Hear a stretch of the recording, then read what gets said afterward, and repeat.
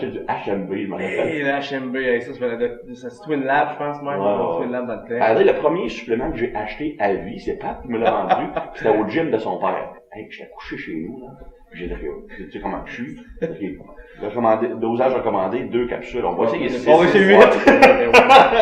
Ça marchait. C'était fort, là. J'étais couché dans le lit, puis j'ai dit, OK, c'est ce soir que je vais mourir. Il y a un gars musclé sur la bouteille, ça va marquer. Ça, c'était incroyable, ça. Il y avait quasiment pas de compagnie supplémentaire. Bonjour à tous, bienvenue sur Moment Top Show. Aujourd'hui, j'ai l'immense plaisir d'être avec Christian Thibodeau et Patrick Lemieux. Enchanté. Les gars, bienvenue sur le show. C'était vraiment une très bonne histoire de comment je suis couché en train de mourir pour décoller ça. Je pense que c'était vraiment parfait. C'est ça, le premier supplément que j'avais acheté, c'est Pat était mon pusher. Ok. Je vendais du Twin Lab. Twin Lab était fort dans le temps. Les suppléments, c'est pas comme aujourd'hui. Mais son père avait un gym, le Multiforme à Trois-Rivières, puis c'était mon premier gym quand j'avais genre 15 ans. Puis j'ai vu un pot avec un gars rip. Je disais, hey, c'est ça que ça me prend. C'était loadé d'éphédrine, de caféine. J'en ai pris 6. Il y avait la caféine là-dedans. Je suis dans le lit, je dis, OK, c'est ce soir, je vais pas mourir. Ça, aussi les aminofuels, les grosses tablettes. Je sais pas parce que j'en ai encore le programme dans la gorge. Comment est-ce que vous avez commencé dans le monde d'entraînement? Et là, mettons qu'on commence par Christian. Dans le milieu d'entraînement. Pourquoi? Pourquoi? Parce que je suis un neurotype 2A, j'ai aucune estime de moi. J'ai toujours été petit, laid, pas particulièrement charmant ou rien, pas une très belle personnalité. Fait que je me dis, je vais m'entraîner pour essayer de comprendre. Les gens vont m'aimer. Exactement ça, c'est vraiment juste pour aller chercher un peu l'estime de moi, ces choses-là. Ça ne pas être le contraire. Moi, dans le fond, je suis né dans un gym. Mon père a tout le temps eu plusieurs gymnases. Donc là, je suivais un peu ses traces, puis ça a commencé là, tranquillement comme ça. Là, j'ai tout le temps été dans ce milieu-là. Puis, à un moment donné, là, je suis devenu entraîneur. Et je me rappelle, à 15 ans, tu avais le record junior au deadlift des 178 livres. C'est dur à croire que tu faisais 178 livres. Exactement, non. J'avais 19, je pesais 178, j'avais fait 529. Exact, c'est ça. J'étais le maigre. J'ai sorti ces vidéos. T'avais la casquette à la mer, puis la coupe de cheveux des doigts d'or. Quand on avait des cheveux, on a pas mal, hein. En parlant de casquette à l'envers puis de coupe de cheveux, si vous pouviez changer une chose instantanément dans le monde de l'entraînement, ça serait quoi? Moi, je pense que tout le monde devrait être rasé en partant. Avec toutes les branches. Encore de secondes. C'est parfait. Prochaine question. Moi, je pense que c'est vraiment toutes les astuces d'ego que le monde a.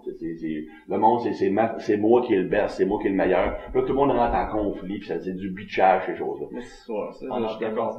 Moi, j'ai toujours voulu être ami avec tout le monde, m'entendre avec tout le monde. Puis, je pense qu'on peut apprendre de tout le monde. Oui, c'est important la compétition, là, parce que la compétition nous pousse à devenir le meilleur que tu peux être, mais quand ça devient au point que tu vas écraser les autres de te monter, tu vas essayer de monter des fausses réputations du monde, je pense que c'est la pire que tu peux faire. Facebook, c'est bon pour ça, Instagram. Ah ouais. Avez-vous une note to-do list, une liste de choses à ne pas faire que vous suggérez aux gens qui écoutent, qui commencent à s'entraîner? Moi, je pense que notre to-do list, je pense que c'est pas sauter des étapes, là. C'est facile à faire, on s'entend. Ah oui, tu sais, le monde va voir le nouvel Legacy School sur Internet pour travailler le deuxième faisceau latéral du fessier moyen, là. En réalité, ta première étape, là, c'est d'apprendre à lever comme il faut. Les gros mouvements de base. Un bon soulevé de terre, un bon squat, front squat, bench press, overhead press. L'haltéro, c'est quelque chose qui t'intéresse, mais avec un bon niveau technique. Après ça, il faut que tu deviennes le plus fort possible sur ces mouvements-là. Ça, c'est vrai, quel que soit ton neurotype de personnalité. Et tu peux jamais être trop efficace dans les gros mouvements de base. Après ça, tu peux commencer à prendre ça.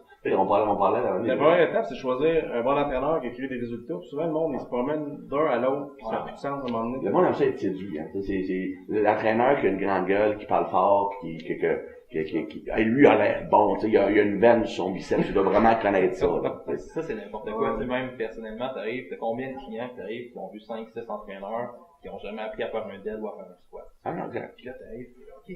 Mais j'enseigne dans plusieurs gyms. Puis ce que je remarque, c'est que même les entraîneurs qui ont quand même des bonnes connaissances théoriques, ok? On en voit, c'est du monde qui sont vraiment passionnés, qui vont lire, qui apprennent, mais après ça, tu leur demandes de faire eux autres mêmes un squat ou un dead, puis c'est tout croche. Ouais. Ils sont compétents au point de vue connaissance, mais c'est pas du monde qui ont des bonnes compétences. Ils donneront pas de résultats, parce qu'à la base, si tu sais pas lever comme du monde, ça marchera pas. Puis aussi, ce que Pat disait, c'est vrai, un bon entraîneur, parce qu'il faut que je me rappelle André Benoît, tu connais André? Oui, André m'avait demandé à un moment donné, quand je travaillais à Saint-Louis, là-bas, il dit, Chris, c'est quoi la chose la plus importante pour qu'un client ait des résultats?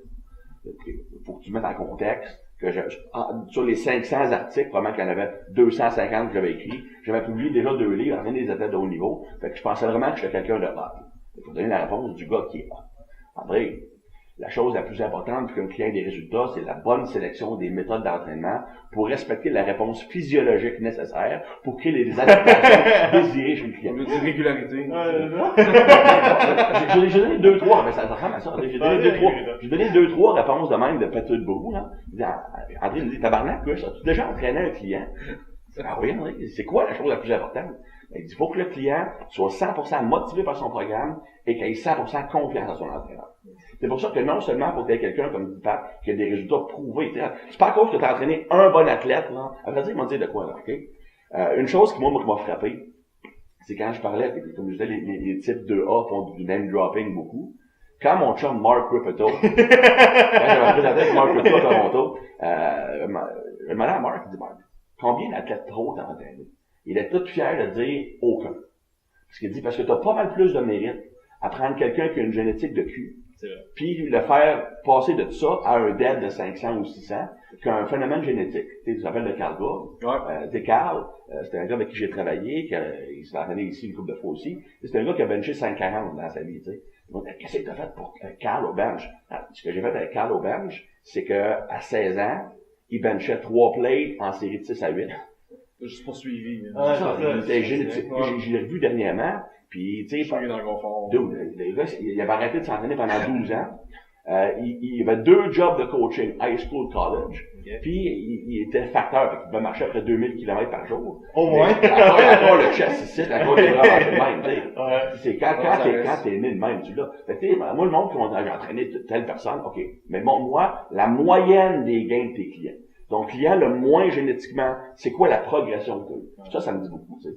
Et c'est pour ça que tu vois un gars comme Pat, qui n'a pas le bénéfice de travailler dans une grande ville comme Toronto, où tu as plein de monde qui vont se garocher, puis tu donnes une cuisse sur une poubelle, puis tu as d'autres génétiques incroyables. Je veux dire, comme tu m'avais déjà dit dans le thème, c'est que même, c'est aux États-Unis, là, même si t'es pas un bon entraîneur, là, tu vas avoir du succès pareil. Exactement. Il y a trop de monde. Ici, t'as pas le choix d'être bon, parce qu'on est limité. C'est ça, c'est à Trois-Rivières.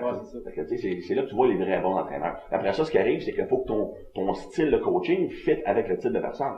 Tu sais, on parle de Pat, Pat, c'est quelqu'un qui est haute intensité, haute énergie, haute confiance, qui veut lever du lourd. Si je m'assois devant Pat, je dis, Pat, ok, là, je veux que tu mettes tes joues un peu plus larges, et tu sois sûr de contacter des abdos. Squeeze tes lats quand tu sois, il va me lancer un 25 livres dans la tête.